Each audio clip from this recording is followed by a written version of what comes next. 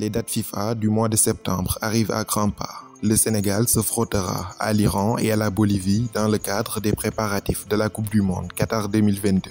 En toute logique, Aliou Cissé, très peu adepte des grands changements, gardera sans doute l'essentiel de son ossature. Toutefois, des renforts s'imposent. La cause des cadres qui jonglent entre blessures, méformes et manque de temps de jeu en club, et de l'autre des joueurs jamais convoqués en sélection mais performants en club et qui tapent à la porte de la tanière. Aujourd'hui, focus sur 3 potentiels renforts du Sénégal pour les prochaines échéances.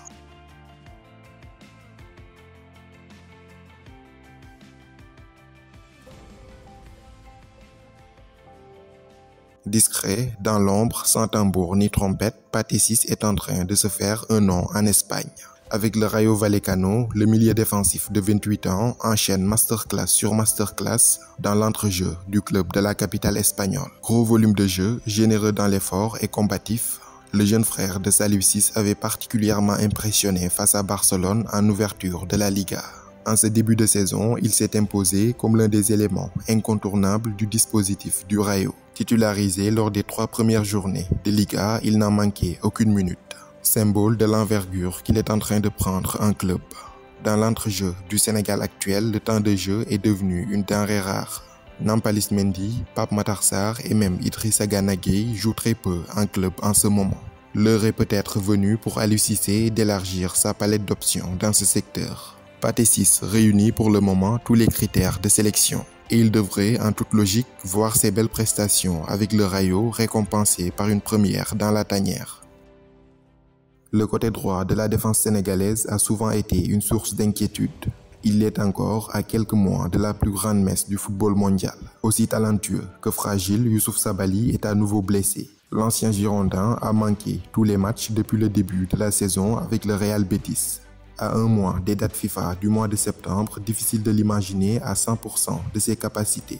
Son principal concurrent à ce poste, Bouna Sarr, est quant à lui un éternel remplaçant au Bayern. Mis sur le marché depuis belle lurette, Sarr n'a pas encore trouvé preneur. En attendant, il est mis au placard et n'a aucune minute dans les jambes à l'heure où cette vidéo est enregistrée. Une situation délicate qui devrait faire les affaires d'un habitué de la tanière, un certain Moussa Wagué.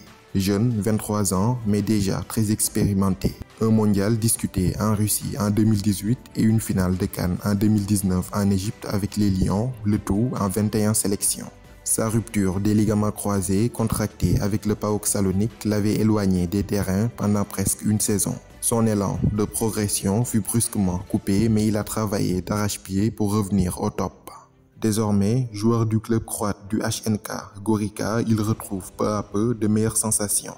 Compte tenu de la situation délicate sur le flanc droit, son retour est plus qu'envisageable.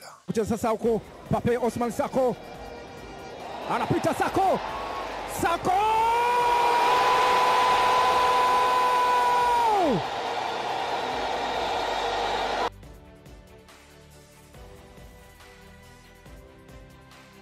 Beaucoup remettront en cause le niveau du championnat tanzanien. Beaucoup pointeront du doigt son manque d'expérience internationale, mais s'il y a une chose qu'on ne peut pas enlever à Pape Ousmane Sakho, c'est son talent pur. Il a beau s'exiler dans un championnat très peu médiatisé, mais ses prestations XXL ont fait écho partout en Afrique. Technique avec un centre de gravité assez bas, il a une incroyable capacité à s'engouffrer dans les petits espaces. Sa conduite de balle parfaite et sa science du dribble en font un joueur tout simplement intenable. Une fois lancé dans sa vitesse de croisière, l'un des seuls moyens de l'arrêter, c'est de faire faute. Et voici 3 bonnes raisons de le sélectionner. Il est compétitif, en grande forme et motivé à prouver sa valeur. Faire appel à un Keita Baldé qui n'est désormais plus que l'ombre de lui-même. Le laisser constamment dans le groupe alors qu'il ne performe plus sous prétexte qu'il a un bon état d'esprit. Ce n'est plus du pragmatisme mais du sentimentalisme. L'heure est maintenant venue pour Aliou Cissé d'élargir ses options en attaque. Sur les flancs, en dehors de Sadio Mané et d'Ismaïla Sarr, c'est le grand vide. Il faudra maintenant des doublures crédibles capables de faire la différence une fois lancées en seconde période. Pape Ousmane Sakho peut bel et bien être cette option-là, il attend juste une main tendue. Quel renfort pour le Sénégal en septembre prochain? Vos avis comptent également et je les attends avec impatience en commentaire.